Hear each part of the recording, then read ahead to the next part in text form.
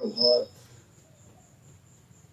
व्याकरण सीखने की श्रृंखला में और प्रतियोगी परीक्षाओं में पूछे जाने वाले प्रश्नों की श्रृंखला में आज हम शब्द के भेद करेंगे।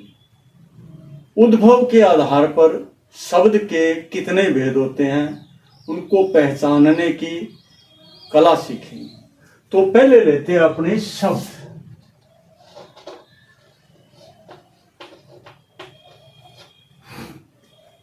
शब्द चार प्रकार के होते हैं जो आपको पता होगा, फिर भी मैं बता रहा हूं।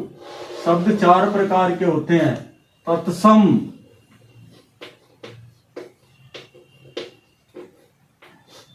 दूसरा तद्भव, तीसरा देशज, चौथा विदेशी।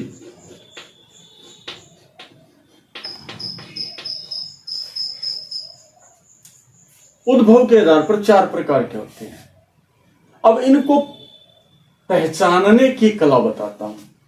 अब तत्सम शब्द किसे कहते हैं, पहले तो इसका अर्थ जानना हमें बहुत जरूरी है। अर्थ इसका होता है तत्सम, उस समय होता था। उस समय कब?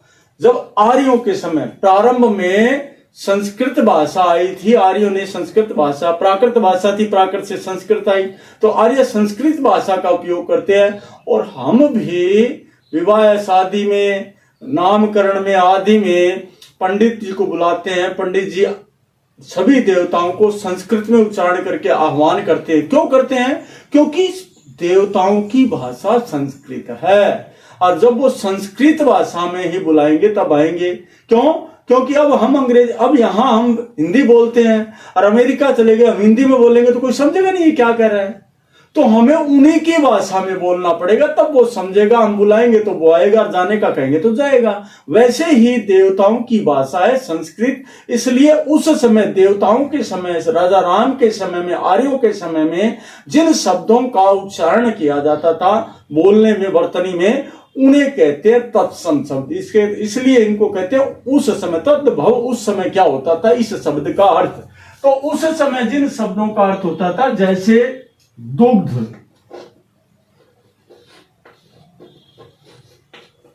दधी, घृत, सूर्य,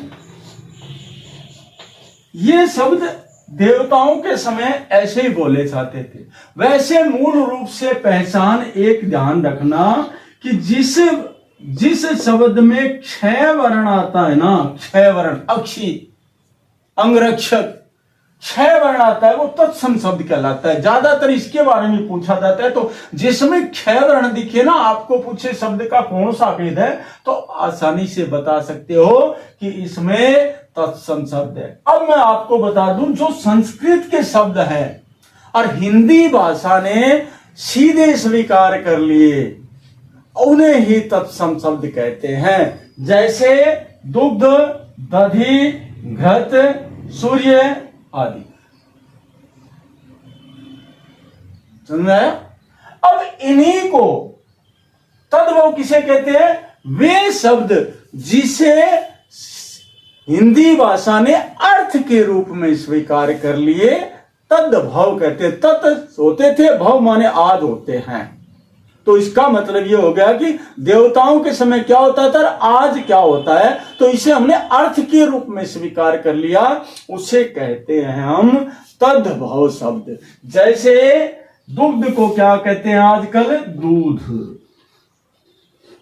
दधी को क्या कहते हैं? दही। घृत को क्या कहते हैं? घी। और सूर्य को क्या कहते हैं? सूरज। बिल्कुल सरल है, कठिनता है ही नहीं किसी शब्द में। मतलब संस्कृत के शब्द को हिंदी में अर्थ के रूप में स्वीकार कर लिया, उसे कहते हैं तद्भव।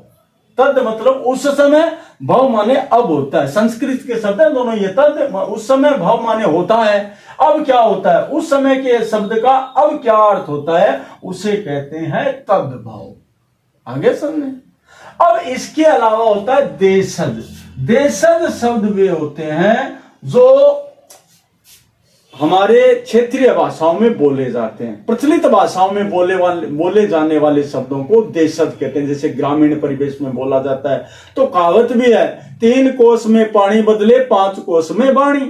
अब 5 कोस जाने के बाद में वाणी बदल जाती है, वाणी बदल जाती है, अर्थात वहां के हमारे यहाँ के शब्दों का अर्थ वहां दूसरा लिया जाता है। जैसे अपने यहाँ कहते हैं सब्जी में नमक नाक दे, सब्जी में नमक डाल दे, और यहां से थोड़ी दूर बीकानेर की तरफ चले गए तो वहां कहते हैं सब्जी माते नमक नाक दे।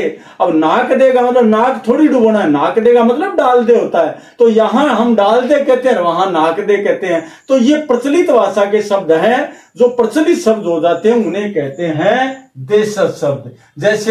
जैसे गाड़ी, गाड़ी, अब ये गाड़ी शब्द है, गाड़ी, गाड़ी, पगड़ी, लोटा, बाटकी, पतीली, ये प्रचलित शब्द है। ये जब हम 5 कोस दूर चले जाते हैं तो इनका नाम अलग अलग बदल जाता है। अब जो प्रचलित भाषा के शब्द हैं, हिंदी भाषा ने सीधे स्वीकार कर लिए, उन्हें कहते हैं देशज शब्द। अब इसके बाद बचे विदेशी। अब विदेशी में सभी भाषाओं के शब्द है, अरबी, उर्दू, फारसी, अंग्रेजी, हिंदी। अब प्रचलित भाषा में अब इनको क्या कहते हैं, वे शब्द जो विदेशी भाषा के हैं, हिंदी ने सीधे स्वीकार कर लिए, उन्हें कहते हैं विदेशी शब्द। जैसे आजकल ज्यादातर लोगों को बोलते देखा होगा कि मार्केट जा रही हूं शॉपिंग करने। अब यहां उसको पता नहीं है, ग्रामीण परिवेश के लोग होते हैं, ग्रामीण परिवेश की अनपढ़ महिलाएं होती है, वो बोलती है मार्केट जा रही हूं शॉपिंग करने, क्योंकि उनके बच्चे शहरों में शिक्षा लेते हैं तो वो घर जाके बोलते हैं, तो वैसा ही वो बोलने लग जाती है। लेकिन वास्तविकता में उसे ये पता नहीं होता कि मार्केट माने क्या होता है और शॉपिंग माने क्या होता है। तो मार्केट और शॉपिंग दोनों का पता नहीं लगता, लेकिन वो बोलती है। तो ये दोनों शब्द क्या है, ये दोनों शब्द ही विदेशी है। ऐसे शब्द जिसको हिंदी भाषा ने सीधे स्वीकार कर लिया। मार्केट शब्द प्रचलित हो गया, विदेशी है, लेकिन हिंदी भाषा ने इसे मार्केट के रूप में स्वीकार कर लिया। अब इसको मार्केट लिखा हुआ आता है पुस्तकों में। और स्कूल है, स्कूल है, स्कूल कोई नहीं कहता विद्यालय जाता हूं या पाठशाला जाता हूं, स्कूल कहते हैं। मार्केट है, मार्केट को कोई नहीं कहता बाजार जाता हूं, मार्केट है। ऐसे बहुत से शब्द है। कागज है, कागज क्या शब्द है, चीनी शब्द है, कागज, ये कागज चीनी शब्द है। तो ये शब्द क्या है, चीनी शब्द है, विदेशी शब्द है। अब इनको हिंदी भाषा ने सीधे स्वीकार कर लिए, विदेशी शब्दों को हिंदी भाषा ने सीधे स्वीकार कर लिए, तो ये क्या हो गए, ये विदेशी शब्द कहलाते हैं। जैसे हेडमास्टर है,